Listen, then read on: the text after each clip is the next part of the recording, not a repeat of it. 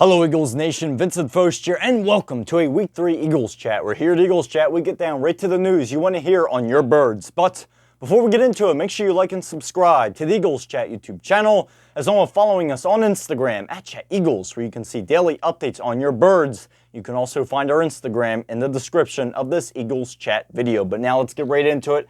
And as we all know, the Eagles went up against the New Orleans Saints and won with a final score of 15-12. So it wasn't exactly a smooth win for the Birds. The defense held off the Saints long enough for the offense to find their legs and to help push through to get the Eagles to a 15-12 victory, improving their regular season record to 2-1 on the campaign. But now, let's get into this Eagles Chat even more. We're first going to start off with the injury update. So there are quite a few injuries on this injury update, which is something that you never really want to see. And our first big-time injury we have on the update is Mekhi Becton. Now, he is said to have a finger injury, along with Britton Covey, who is said to have a shoulder injury. And now we're getting to the part where nobody, and I mean nobody, wants to see these guys on the Eagles Chat injury update. And one is DeVonta Smith, and another one is Lane Johnson. Now, these guys are both said to have the same exact thing, a concussion. Both are positive for a concussion. DeVonta Smith, we all saw, got hit extremely hard, and he was sidelined. Unfortunately, he did walk off on his own, but, I mean, it was an extremely hard hit, and he was, like I said to have a concussion. And Lane Johnson was said to be sitting on the sideline absolutely throwing up, which is never a good sign, and throwing up is usually one of the main signs for a pretty, big-time concussion as well. So we will continue to monitor both of these guys and all of the injuries extremely closely as this week continues on. Any updates you can find will be on the Eagles Chat Instagram story. We will not hesitate to keep you guys updated one bit. We'll get the information out to you as fast as possible. And as well with monitoring any injuries that are not said to be injuries yet. What I mean by that is, for example, with Darius Slay. He was blocked by a New Orleans Saints offensive lineman pretty much all the way into the New Orleans Saints bench. The Saints offensive lineman just didn't stop and kept on pushing and blocking Slay into the Saints bench. And even though, Slay said he was fine and is not said to be injured, we don't know what could come out in these next upcoming couple of days. We don't know. I mean, he may be fine now, but when he wakes up tomorrow morning, we may not know. He may feel something that he did not feel today. So we'll continue to monitor the whole team extremely closely for injuries that we know about and injuries that may pop up. We'll continue to keep you guys updated and monitor it extremely closely here at Eagles Chat to make sure you guys know everything that is going on with your birds. But now, moving on to a situation that is a little concerning, and I won't say a little concerning. I'll say it is a pretty big concern for the Eagles fans and for the Eagles team in general, and that is Nick's decision making. So we saw a couple of times during this game where his decision making really was definitely big time concerning. And for example, just looking at it, there were times where it looks like Nick's decision-making may have cost the Eagles 6 points, where I understand, Nick's looking to be aggressive. Sirianni's looking to be aggressive. And there were, like I said, there were two big fourth down conversions that instead of, like I said, he wanted to convert on those fourth downs. Instead of kicking a field goal, he wanted to try to convert. And one was kind of a fake tush-push attempt where they looked like they were lining up to do the tush-push. The only thing was they faked it. They tried to fake it and go around the corner. That unfortunately was sniffed out by the extremely talented New Orleans Saints defense. And as well, they tried to convert again on fourth down, but that resulted in Jalen Hurts being sacked. So right now, looking at Nick Sirianni's decision-making, it leaves some concern for me. Now, obviously, back in the 2017-18 season under Doug Peterson, looking at that Super Bowl, there were a couple of times, well, not a couple, there were a lot of times where Doug Peterson was extremely aggressive on fourth down. And it's okay to be extremely aggressive on fourth down. The only thing is you have to feel it out, and you have to know your team and know the situation that you were in. And what I mean by that is you are coming into a stadium that is known to be loud and that is known to be hard to play in. And as well, your opponent, just looking at their past two games, they have trucked their past two opponents. They absolutely, cruised right over the Carolina Panthers. And as well, they cruised over the Dallas Cowboys in Dallas like it was nothing. So going into this game, you really have to feel yourself out. You have to feel your team out, and you just need to know the environment that you are in. And I just do not think the decisions that were made today were really the right decisions to make in that environment. I mean, looking at the amount of points the New Orleans Saints have put out on their past two opponents, any points that are given to me, I'm going to take. And I mean, especially looking at that first half where the Eagles were shut out. And I mean, just again, looking at that, if points are, being handed over to me, I'm taking them. And I mean, luckily the Eagles won, but hey, it could be a completely different situation. If the Eagles lost, a lot of people would be coming back and the main focus would be on these decisions that, unfortunately, in my opinion, they most likely, well, not my opinion, they probably would have been 6 points on the board. I mean, they were not like they were far away from the goalpost. I mean, I think that would be a kick for Elliott that he'd be able to fit right through the uprights, no problem. But again, like I said, if the Eagles would have lost this game, I think a lot of eyes would go back to those two decisions where Nick Sirianni decided to try to convert and go for it on fourth down, and they unfortunately both were failed attempts. So, looking back at that as well with a couple, I mean, not more than a couple, a few penalties today that really just should not be allowed. I mean, I'll go over one of the penalties. I mean, there was a penalty that the Eagles had on them that were too many men in a huddle. I mean, those are the type of penalties that just can't happen. I mean, you look at it in general, and these are penalties where the Eagles are, like I said, are bringing it on themselves and was just hurting themselves more and more over and over. There were as well with false start penalties that happens quite a few times as well. Now, I understand some of those false start penalties were guys that were filling in for players. I mean, you gotta kind of put yourself in their shoes where a lot of those guys that played today were not expecting to play at all. I mean, they weren't expecting Devontae Smith to get hurt. They weren't expecting Lane Johnson to get hurt as well. Mekhi Becton. I mean, so you had some guys in here that were, filling in and were, trying to get in the rhythm with the rest of the offense. So, right now, you kind of have to understand that as well. Now, I as well understand this team has all new coordinators. They have a new defensive coordinator. They have a new offensive coordinator. They have a new defensive line coach. They have a new quarterbacks coach. So I could keep on going. They have pretty much a brand new coaching staff. Pretty much everyone but Nick Sirianni is still brand new, and we're on week 3. So you do have to give some leeway with some mistakes here and there, especially, like I said, again, you have a pretty much brand new, the majority of your coaching staff is still brand new. So, it's still going to take some time for these guys to, to get into the system and kind of work into the system. But again, with the decision making and some of the penalties that really just cannot happen, they straight up cannot happen. To really be honest, they were stupid penalties that should never happen. That should never have happened. And unfortunately, that's something right there where you need to have discipline. You need to get your guys together, and that is something where that is under the head coach's role to get the team together, have them disciplined. And like I said, again, a lot of those penalties that happened today were just the Eagles shooting them in their own foot. And like I said before, they kind of made this game a lot tougher on themselves than it really should have been. And we're just lucky that the Eagles were able to come away with the win.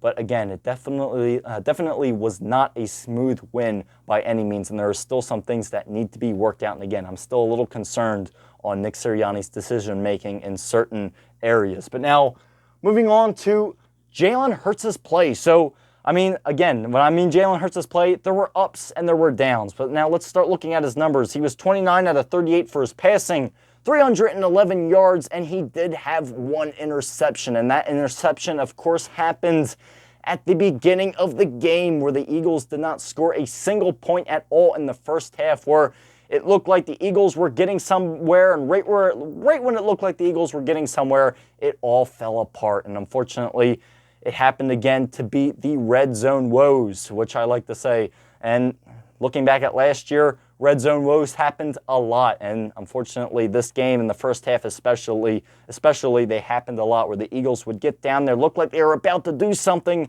and unfortunately it would just kind of fold and explode right before our eyes, where there was, Jalen Hurts, like I said, he had an interception, and as well he had a turnover where the ball was straight up knocked out of his hands, which kind of concerns me with Jalen Hurts' ball protection. He really needs to make sure he protects that ball, a lot better than what he did today. Now, again, that was the downside of it. Like I said, for Jalen Hurts, there were positives and negatives. And, I mean, there were times where he was, again, hesitating in the pocket and scrambling around. There were also times where he would get the snap, step back, step up in the pocket, and release a quick, accurate throw. So, again, with Jalen Hurts, like I said, it took a while for the offense to warm up in this one. And, I mean, again, we have to give, I'm going to talk about the defense more when we get to that slide and that part of the Eagles chat, but you've got to give a lot of kudos to the defense because they held off a New Orleans Saints offense that completely trucked their past two opponents. They held them to only 3 in the first half.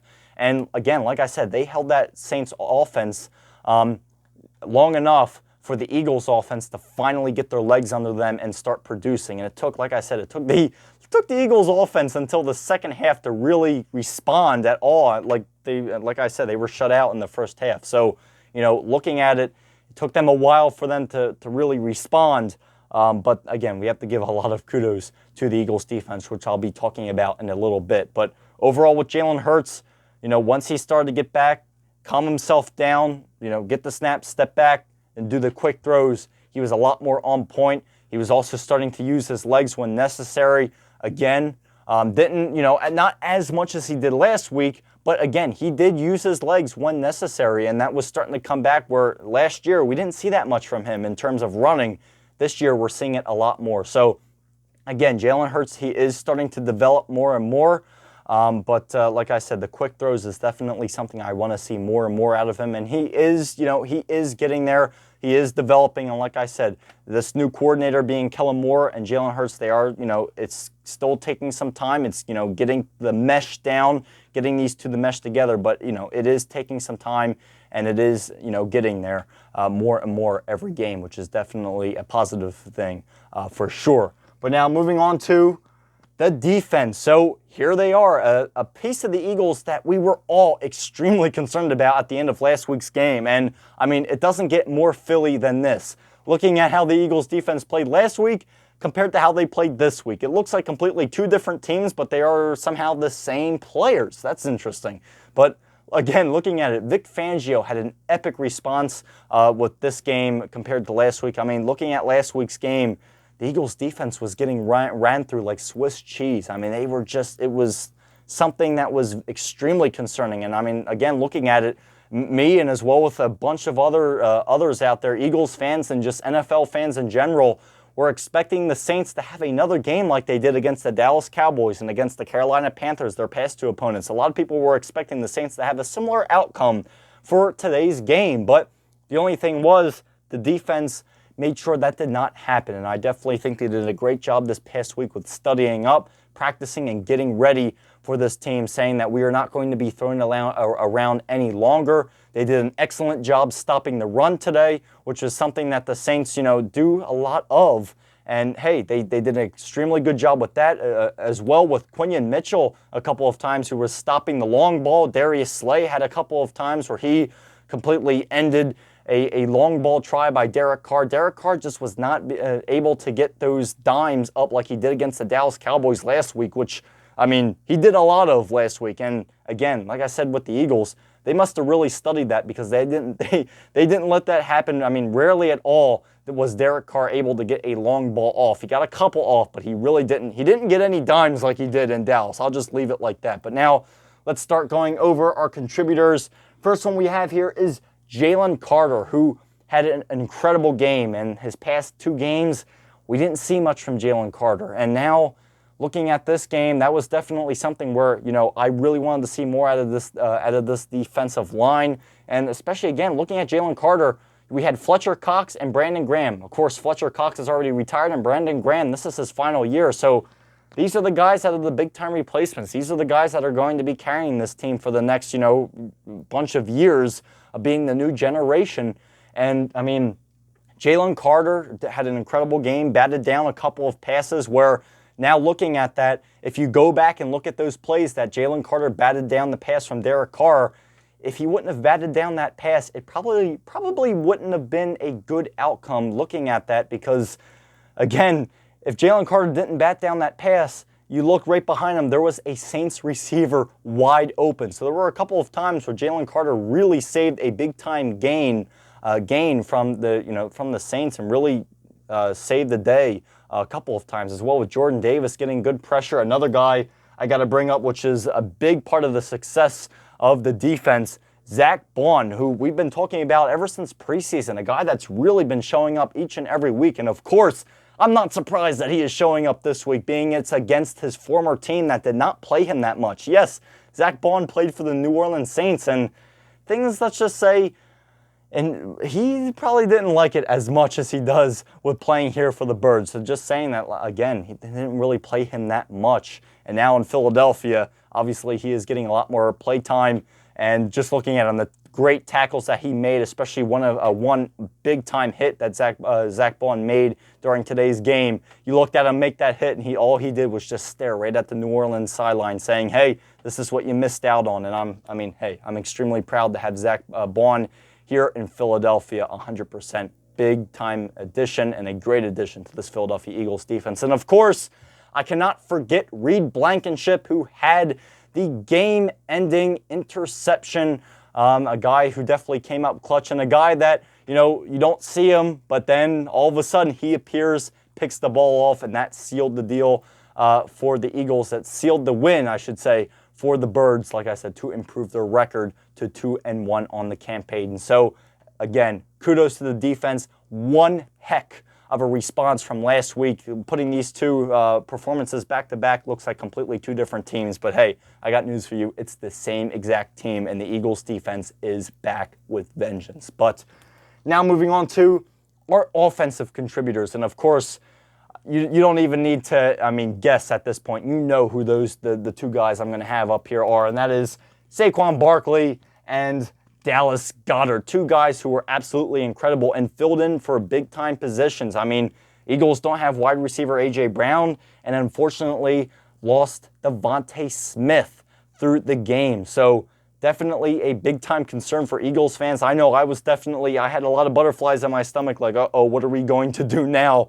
But hey, Dallas Goedert had the game of his life. Goedert had 170 receiving yards for 10 receptions. So an incredible game by one of the best tight ends in the league. Dallas Goedert is definitely up there, probably in the top 10 or possibly the top 5 tight ends in the National Football League. So extremely good to see the Eagles using Dallas Goedert. We didn't see that much from him in weeks 1 and 2. Yes, he got used, but he didn't get used a lot. And obviously, during this game, the Eagles really had no choice but to use Dallas Goedert a lot. He had a couple of extremely good runs, and as well, speaking of good runs for Saquon Barkley, had that incredible touchdown run, had 2 touchdowns, but especially looking at that one long touchdown run, it brings back vibes of DeSean Jackson, where you all remember when DeSean Jackson would get out in the open, there's pretty much no point in even chasing him anymore because he is impossible to catch. Well, that's pretty much the same thing for Saquon Barkley. Once he gets out there, there's no point in even wasting your energy in trying to chase him because you know you're not going to win that battle. You're not going to catch him. And that's exactly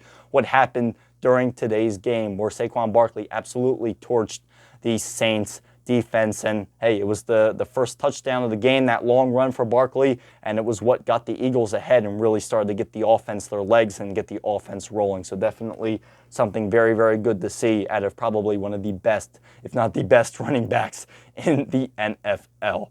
But now, moving on to what the Eagles have to tackle next week, and it is the Tampa Bay Buccaneers for Week 4, Sunday, September 29th at 1 o'clock p.m. So another 1 o'clock p.m.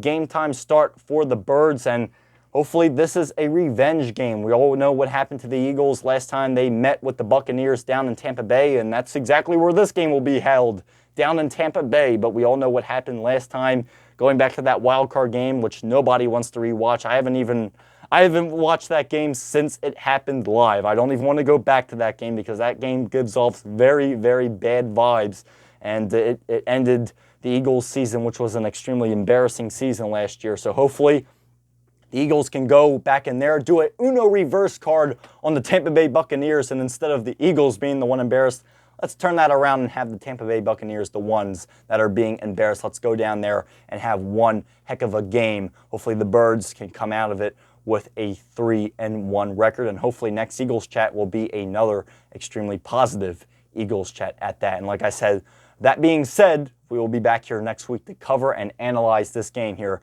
back next Sunday. But that's all I really got to say for this Week 3 Eagles Chat. The Eagles were able to get the victory. It may not have been the most pretty thing, but the defense showed up to play, held off long enough for the offense to get their legs going. And hey, that's all I really got to say. The Eagles got the job done, now improved back above 500, and hopefully can continue their winning ways next week for Sunday the 29th on 1 o'clock football action in Tampa Bay. That's all I really got to say for this Week 3 Eagles Chat. And as I always say, go Birds! See you back here next week, everybody. Have a good week.